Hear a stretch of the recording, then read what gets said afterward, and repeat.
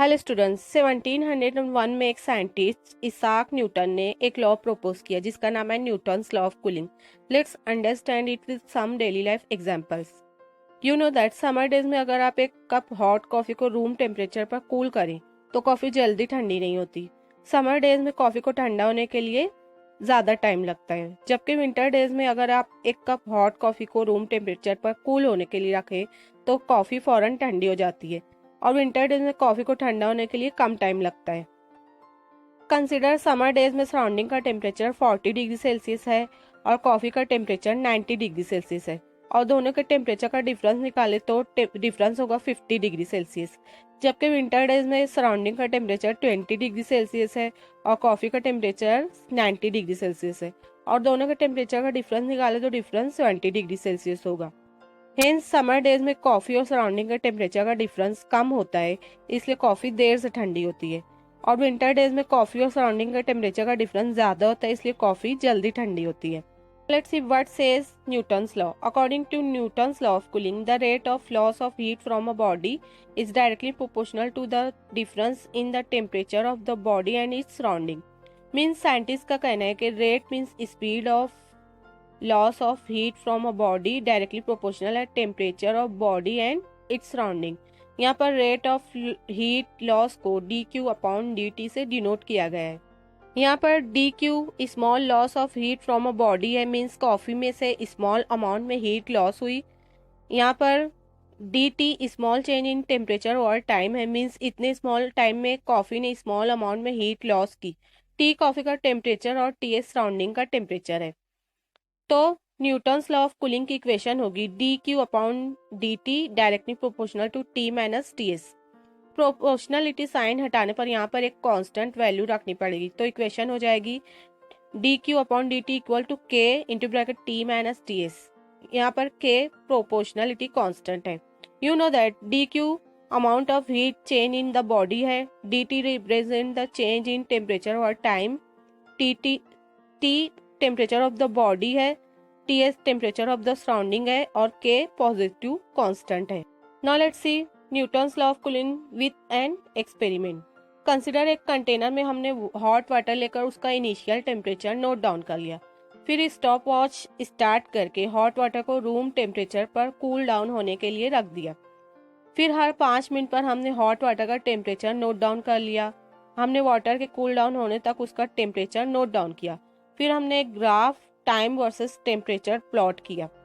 Now let's C graph में आप देख रहे हो कि वाटर का इनिशियल टेम्परेचर 65 डिग्री सेल्सियस था, फिर 5 मिनट बाद वाटर का टेम्परेचर 50 डिग्री सेल्सियस हुआ, फिर 10 मिनट में 45 डिग्री सेल्सियस, फिर 15 मिनट में 40 डिग्री सेल्सियस, फिर 20 मिनट में 35 डिग्री सेल्सियस और लास्ट में 40 टू 45 मिनट में वाटर का टेम्परेचर सिर्फ 30 डिग्री सेल्सियस ही है।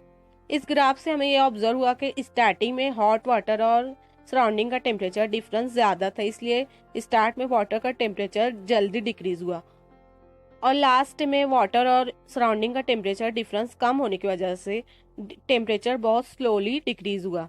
हेंस इस एक्सपेरिमेंट से Newton's law of cooling prove होता है कि rate of loss of heat is directly proportional system and surrounding temperature difference.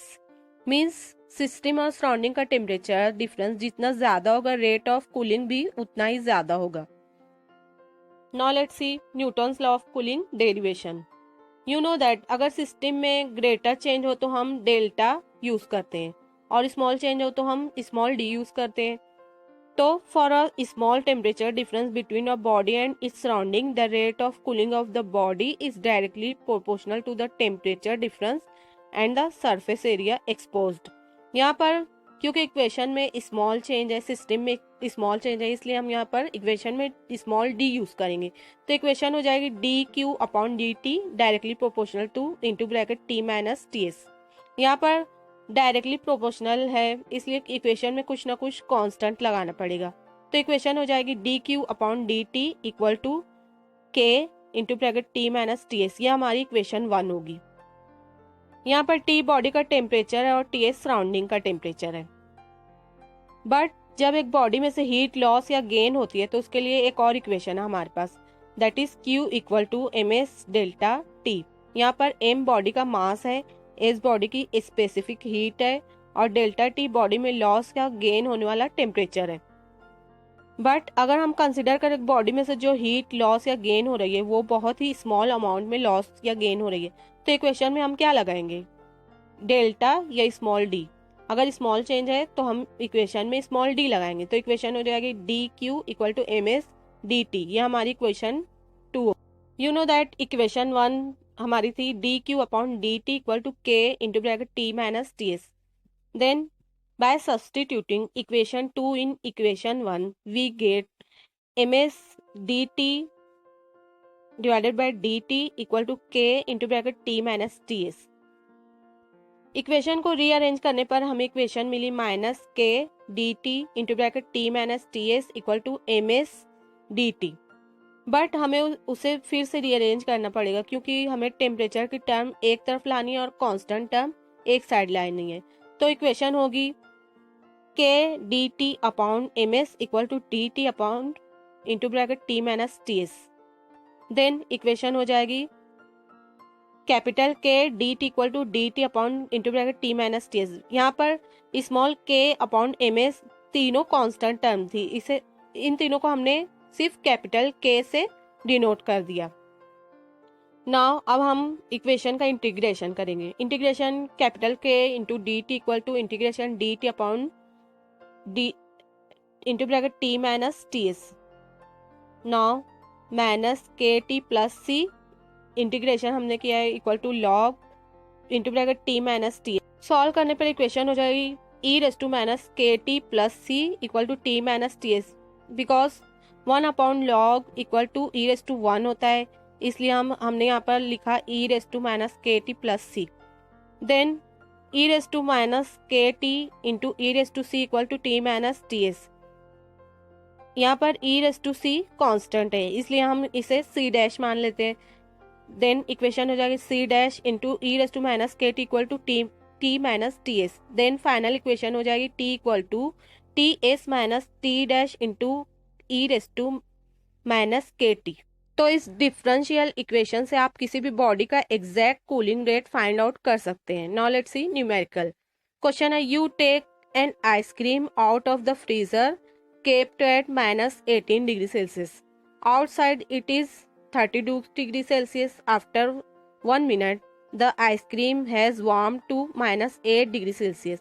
What is the temperature of the ice cream after 5 minutes? यहाँ पर different temperature पर हमें different time दिया गया है, तो हमारे पास फॉर्मूला है DQ upon DT equal to K into bracket T minus TS। But exact rate मालूम करने के लिए हमने डिफरेंशियल इक्वेशन फाइंड आउट की थी। इक्वेशन थी हमारी T equal to TS minus C dash into e raise to minus KT। First zero time के लिए हमारे पास टेम्परेचर है T equal to minus 18 degree Celsius. Ice cream को फ्रीजर पर में से निकालने पर उसका टेम्परेचर था माइनस 18 डिग्री सेल्सियस और टाइम हमारा 0 था।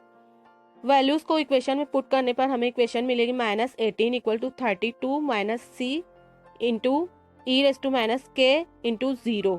यहाँ पर T 0 था, 0 पुट करने पर E की वैल्यू 0 हो जाएगी। देन हमें C की यहाँ पर वैल्यू मिलेगी minus 50 degree Celsius. Then 1 minute बाद आइसक्रीम का टेम्परेचर हो गया था माइनस 8 डिग्री सेल्सियस।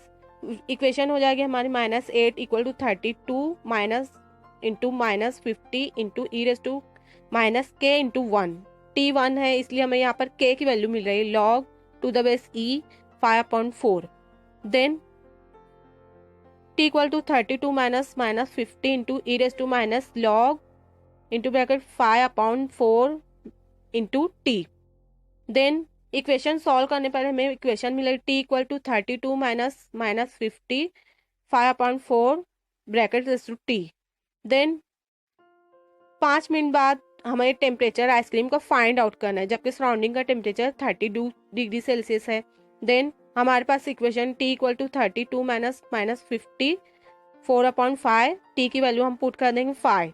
इक्वेशन हो जाएगी T equal to 1952 divided by 150। यहाँ पर हमें T का फाइनल टेम्परेचर मिला है, आइसक्रीम का फाइनल टेम्परेचर जो है 15.6 डिग्री सेल्सियस। वीडियो अगर अच्छी लगी तो लाइक करें, चैनल को सब्सक्राइब करें। Thanks for watching.